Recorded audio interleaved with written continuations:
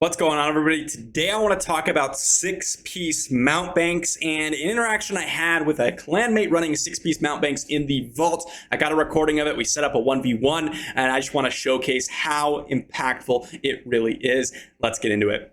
All right, so jumping into my clan member Nightmare's stats here, I just want to talk about the Mountebank set in specific, as well as the stats that this guy is running, and compare it to the opponent that he was fighting and show off the recording. So first off, we have Mountebank set. What does this do? Well, each time you take damage, you have a 20% chance to gain a shield that absorbs 13% of your maximum life at a 2-piece set. At a 4-piece set, it will absorb 33% of your maximum life, once again, with a 9-second cooldown. And then at 6-piece set, you're going to have a 25% chance to explode for 40% of your maximum life in damage to all nearby enemies. Keep in mind, Nightmare here, not a whale by any means. 1170 resonance, has spent a little bit from what I can tell, just off the resonance itself, and is at 6k damage almost and 73k life. So very achievable for the average player. And I'm just going to go ahead and showcase in the recording of him 1v1ing someone how impactful, and go over where you could see Mountebanks really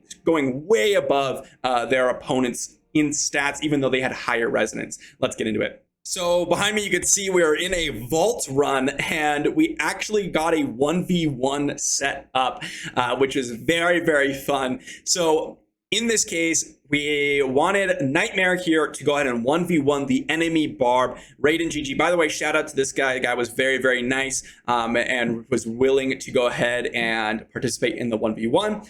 Now, I was trying to count it down, and I was trying to record the whole thing, so I believe I did interrupt the beginning of the fight. So it wasn't completely fair, but I'll go ahead and drop up the stats on screen here, and you could see that Raiden's stats are decently higher than Nightmare's. If I just go ahead and check over here, it looks like that Raiden's stats had about 6,200 damage, where Nightmare had about 5,900, and then he had about 77k life, where Nightmare had 73k life. And then Nightmare had less, about 600 resonance, or rather about 500 resonance. Actually, not 500, it's about 400 resonance less than their opponent. So not a crazy deficit, but definitely a punch up. But you'll see here when we go through the battle, it was not close. Now, I believe that Nightmare ran a different skill set, obviously, than Raiden, but you can see here how much different the battle goes, because Nightmare barely took any damage, and I just want to showcase the power of Mountebanks here. So we'll go ahead and play this real quick here. You can see here Raiden misses the Furious Charge, and then ends up not hitting it again. And then that's the one thing that happens, is I ended up hitting Raiden with a Blessing of the Worthy proc, which is 2,400 damage. So that is the only thing that I've actually ended up doing in this fight. And then what happens here is, you can see there's when Mountebanks procs 33% HP shield right there. Massive. And then right there, you can see the little explosion. So when Raiden hits, let's see here, right there, you can see that huge drop of HP.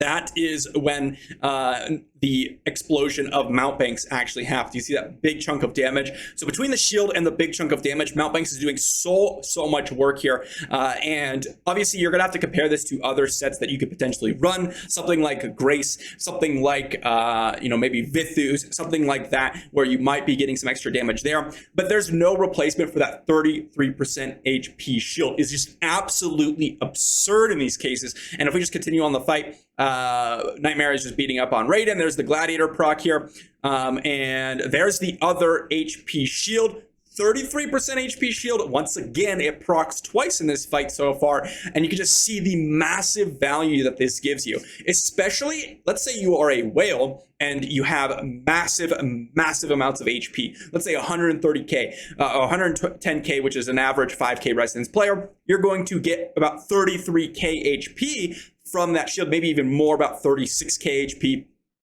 which is basically half of the entire life bar of most light spenders, which is absolutely absurd. It's one of the reasons why Mountebanks is so good. Keep in mind that it also, if you happen to have a 6-piece set, it's going to proc and have a chance to deal that massive damage hit. And if you have 110k life, it's going to hit for about 45k damage, which again is more than half of most people's life pool. It's more than half of my life pool, and I'm, 3K resonance here. So it's definitely not something to laugh at. And if we just continue on the fight here, Nightmare is just beating up. Right there is another proc of the Mountebanks, it looks like.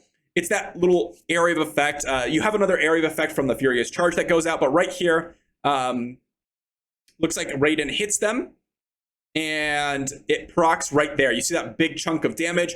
That is the Mountebanks set, as far as I can tell, and that is a massive chunk of damage. So now it's procced twice here in that initial fight, with a double shield proccing twice as well. 33% HP shield both times, and you can see the massive HP difference. Keep in mind that Nightmare still has Gladiator, and Raiden has already procced Gladiator. This is how massively different the HP levels are, and just how far ahead Nightmare is, simply for the fact that he has the Mountebanks set in addition to a different skill, but he's also down on stats in pure resonance and things like that. So this is definitely a very, very good representation of how good Mountebanks is in this scenario. Granted, you're not going to be in a 1v1 scenario all the time, but the Mountebanks set does make you very, very tanky in comparison to what you would have been before, even in Battlegrounds. And I just wanted to showcase the actual effects of the set. If we continue on the fight, Nightmare kind of just has to wrap this up. Raiden's trying to stall for some cooldowns.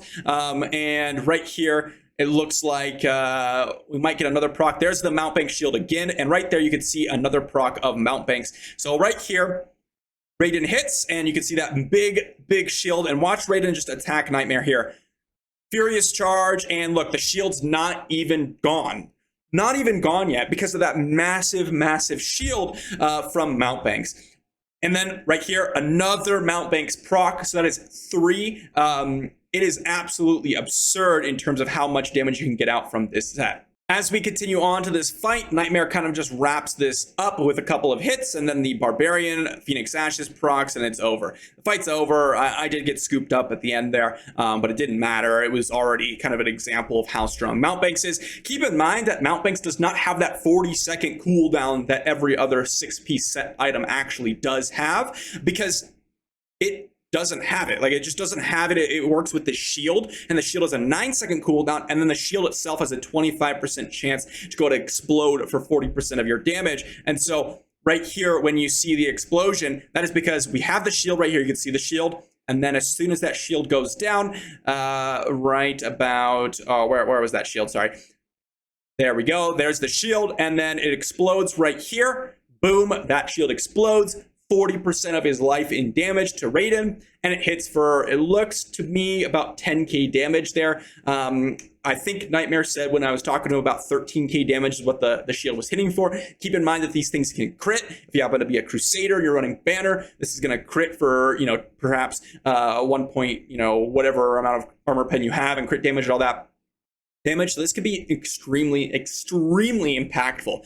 And again, this just absolute shield is already worth it. I've seen some people comment down below when I was talking about Mountebanks earlier in the lifespan of Diablo, is Mountebanks is only good for the 6-piece version. It's not good if you only have the 4-piece version, and that I completely disagree with. The shield, in my opinion, is one of the strongest parts about Mountebank. Again, if you could just watch this in the background, you'll see how much life Nightmare is able to save here because of his massive, massive shields. It is just absolutely absurd in terms of how much damage he's able to save. Once again, there's the shield.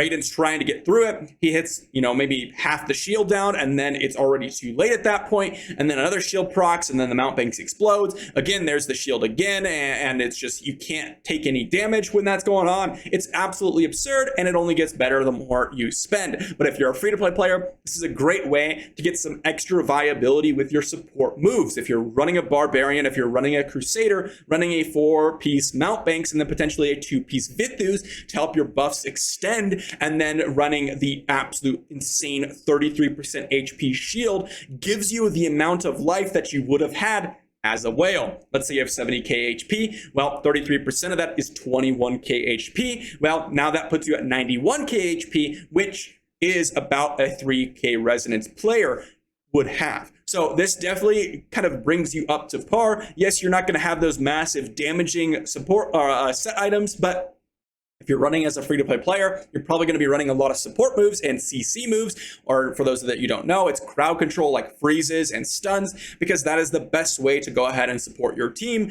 when you are free to play, is running CC, because that doesn't necessarily get all that much worse when you are free to play. It's really the damage that takes a hit and your survivability, but this set makes up for that in terms of survivability.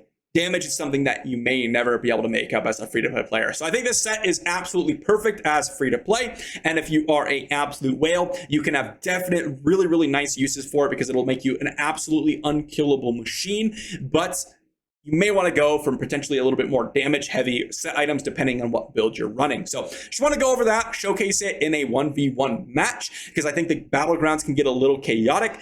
I probably will be going over how strong Mountebanks is soon for myself, because I'll be farming up a 6-piece set there, and then showcase it in a Battlegrounds match as well. But I think this is a good showcase and a little bit less chaotic for you all. And let me know what you think about Mountebanks set below. If you think that you should farm for it, if you like it, if you dislike the 33% HP shield, obviously these are my opinions, and this is obviously one showcase. It's not even necessarily what we normally find in the game. So there's a lot of different things that people could see and have perspective on. I want to hear it all in the comment section down below. If you did enjoy, like the video, subscribe to the channel, and check out my daily content uploads tomorrow. I'll see you then.